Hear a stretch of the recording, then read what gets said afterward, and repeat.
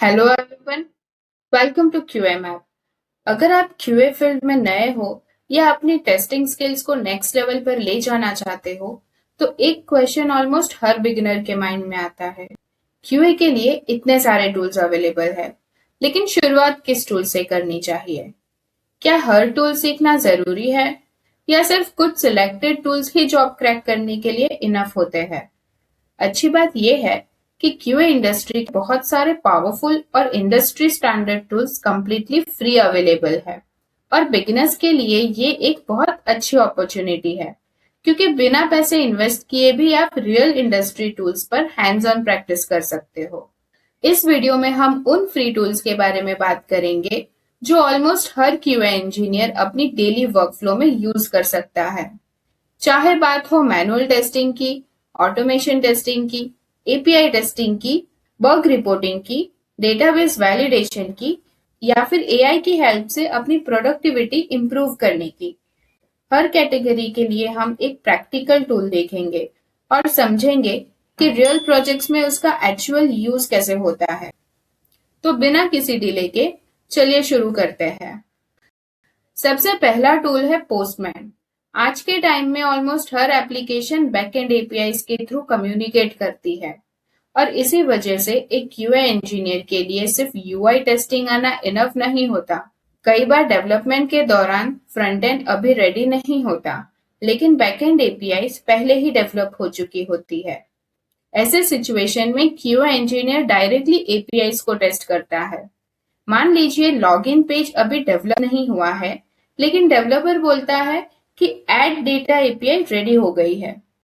अब आप postman open करते हो, डेटा ऐड करने की एपीआई पर रिक्वेस्ट भेजते हो, नेम और जॉब पास करते हो, और वेरीफाई करते हो कि डेटा सक्सेसफुली ऐड हो रहा है या नहीं। क्या रिस्पॉन्स करेक्ट आ रहा है? क्या स्टेटस कोड 201 रिटर्न हो रहा है? और अगर इनवैलिड डेटा पास किया जाए तो सर्वर एरर आ रहा है या नहीं। और इसी वजह से पोस्टमैन आज लगभग हर क्यूए इंजीनियर के लिए एक मस्ट लर्न टूल बन चुका है। अगला इम्पोर्टेंट टूल है जीरा। टेस्टिंग सिर्फ बग आइडेंटिफाई करने तक लिमिटेड नहीं होती, उन बग्स को प्रॉपरली मैनेज करना भी उतना ही इम्पोर्टेंट होता है। और इसी काम के लिए रियल प्रोजेक्ट्स में सबसे ज्यादा यूज होने वाले टूल्स में से एक है जीरा।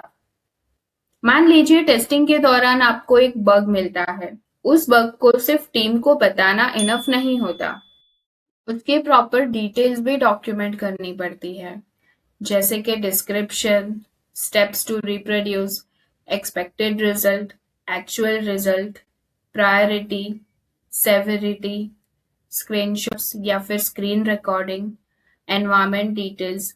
ये सब इंफॉर्मेशन जीरा टिकट के अंदर ऐड की जाती है।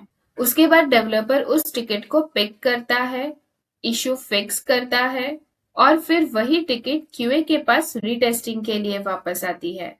यानी एक बग का कंप्लीट लाइफ साइकिल, रिपोर्ट होने से लेकर फिक्स और वेरिफिकेशन तक जीरा के थ्रू मैनेज किया जाता है। और इसीलिए अगर आप क्यूए इंटरव्यूज या फिर रियल प्रोजेक्ट्स के लिए प्रिपेयर कर रहे हो, तो जीरा का बेसिक वर्कफ्लो समझना और उसे यूज करना जरूर सीखो। अगला टूल है ब्राउजर डेवलपर टूल। इसकी सबसे अच्छी बात यह है कि इसके लिए आपको अलग से कुछ इंस्टॉल करने की जरूरत नहीं पड़ती। बस क्रोम या फिर एज ब्राउजर ओपन कीजिए, राइट क्लिक करिए, इंस्पेक्ट एलिमेंट सिलेक्ट करिए, और डेवलपर टूल आपके सामने ओपन हो जाता है। ये टूल मैनुअल टेस्टिंग के दौरान बहुत यूजफुल होता है। इसकी हेल्प से आप नेटवर्क टैब में एपीआई रिक्वेस्ट और रिस्पॉन्स देख सकते हो। कंसोल में जावास्क्रिप्ट एरर्स आइडेंटिफाई कर सकते हो। अब एलिमेंट्स टैब में देखते हैं। एलिमेंट्स इंस्पेक्ट करके यूआई और एचटीएमएल स्ट्रक्चर आप वेरीफाई कर सकते हो। अब आते हैं एप्लीकेशन के अंदर कुकीज और लोकल स्टोरेज की। आप इसके अंदर कुकीज और लोकल स्टोरेज चेक कर सकते हो। और परफॉर्मेंस टेस्टिंग की बात करें तो एप्लीकेशन की बेसिक परफॉर्मेंस भी एनालाइज कर सकते हो। कई बार सिर्फ डेवलपर टूल को यूज करके ही बग का रूट कॉज समझ आ जाता है, और इसी वजह से ये हर क्यूए इंजीनियर के डेली टूल किट का एक बहुत इंपॉर्टेंट हिस्सा माना जाता है। अगला टूल है सेलेनियम। अगर आप ऑटोमेशन टेस्टिंग की जर्नी स्टार्ट करना चाहते हो, तो सेलेनियम का नाम आपको लगभग हर जगह सुनने को मिलेगा। ये ऑटोमेशन टेस्टिंग का सबसे पॉपुलर और वाइडली यूज्ड फ्रेमवर्क में से एक है। इसकी हेल्प से आप ब्राउजर के रिपीटेटिव एक्शंस ऑटोमेटिकली परफॉर्म करवाए जा सकते हैं, जैसे कि एप्लीकेशन ओपन करना, लॉगिन करना, प्रोडक्ट सर्च करना, ऑर्डर प्लेस करना। जो काम एक टेस्टर मैन्युअली बार-बार करता है, उन्हें ऑटोमेशन स्क्रिप्ट्स ऑटोमेटिकली एग्जीक्यूट कर सकती है और इसी वजह से रिग्रेशन टेस्टिंग काफी फास्ट और एफिशिएंट हो जाती है। और अगर आप जावा के साथ ऑटोमेशन टेस्टिंग सीख रहे हो, तो सेलेनियम आज भी एक बहुत स्ट्रॉन्ग और इंडस्ट्री रेलेवेंट ऑप्शन माना जाता है, खासकर बिगिनर्स के लिए। अगला टूल है प्लेराइट। अगर आज ऑटोमेशन टेस्टिंग स्टार्ट करनी हो, तो प्लेराइट एक स्ट्रॉन्ग चॉइस हो सकती है। ये माइक्रोसॉफ्ट द्वारा डेवलप किया गया एक मॉडर्न ऑटोमेशन फ्रेमवर्क है। ये फास्ट है, रिलायबल है और क्रोम, एज और फायरफॉक्स जैसे मल्टीपल ब्राउजर्स को इजीली सपोर्ट करता है। इसका built in auto waiting feature automation scripts को ज्यादा स्टेबल और रिलायबल बनाने में हेल्प करता है और इसी वजह से बिगनर्स को भी ऑटोमेशन का एक्सपीरियंस कंपैरेटिवली स्मूथ लगता है। और पिछले कुछ सालों में बहुत सी स्टार्टअप और प्रोडक्ट बेस्ड कंपनीज ने प्लेराइट को अडॉप्ट करना स्टार्ट कर दिया है। इसीलिए अगर आप आज से ऑटोमेशन लर्निंग शुरू कर रहे हो, तो प्लेराइट को डेफिनेटली कंसीडर कर सकते हो। अगली कैटेगरी की बात करें तो वो है एसक्यूएल टूल्स। टेस्टिंग सिर्फ यूआई वेरीफाई करने तक लिमिटेड नहीं होती, बैकएंड डेटाबेस में भी डेटा वैलिडेट करना पड़ता है। मान लीजिए यूजर रजिस्ट्रेशन सक्सेसफुल दिख रहा है, लेकिन एक क्यूए इंजीनियर के लिए सिर्फ सक्सेस मैसेज देखना इनफ नहीं होता। क्यूए के लिए ये भी वेरीफाई करना जरूरी होता है कि यूजर का डेटा एक्चुअल डेटाबेस में सेव हुआ है या नहीं, और इसी काम के लिए एसक्यूएल का यूज किया जाता है। सिंपल एसक्यूएल क्वेरीज की हेल्प से आप डेटाबेस का डेटा वेरीफाई कर सकते हो और कंफर्म कर सकते हो कि एप्लीकेशन एक्सपेक्टेड तरीके से काम कर रही है। इसके लिए काफी अच्छे टूल्स भी अवेलेबल हैं, जैसे कि DBeaver, MySQL workbench, SQLite browser. अगर आप क्यूए करियर में ग्रो करना चाहते हो, तो एसक्यूएल का बेसिक नॉलेज जरूर डेवलप करो, क्योंकि ये स्किल लगभग हर क्यूए रोल में किसी ना किसी स्टेज पर काम आ सकती है। अगली कैटेगरी की बात करें तो वो है बग ट्रैकिंग टूल। हर कंपनी में जीरा ही यूज हो ये जरूरी नहीं है। कई ऑर्गेनाइजेशंस अज्योर डेवऑप्स यूज करती है, कुछ ट्रेलो करती है या फिर कुछ गिटहब इश्यूज, और कुछ कंपनीज अपना खुद का इंटरनल बग ट्रैकिंग सिस्टम भी यूज करती है। लेकिन अच्छी बात यह है कि टूल्स चाहे जो भी हो, बेसिक वर्कफ्लो ऑलमोस्ट सेम रहता है। आपको बग रिपोर्ट क्रिएट करनी होती है, उसे एप्रोप्रिएट डेवलपर को असाइन करना होता है, उसका स्टेटस ट्रैक करना होता है, फिक्स होने के बाद रीटेस्ट करना होता है और फाइनली इशू को क्लोज करना होता है। और इसीलिए अगर आप एक बग ट्रैकिंग टूल का वर्कफ्लो अच्छे से समझ लेते हो, तो किसी भी दूसरे टूल पर शिफ्ट होना काफी इजी हो जाता है। तो चलिए अब बात करते हैं उस कैटेगरी की जो क्यूए इंडस्ट्री को काफी फास्ट चेंज कर रहा है, जो है एआई टूल्स। आज क्यूए इंजीनियर्स एआई का यूज सिर्फ कंटेंट लिखने के लिए नहीं करते, डेली टेस्टिंग टास्क को फास्टर और स्मार्टर बनाने के लिए भी यूज करते हैं। अगर आप बिगिनर हो, तो ये फ्री एआई टूल जरूर ट्राई करो।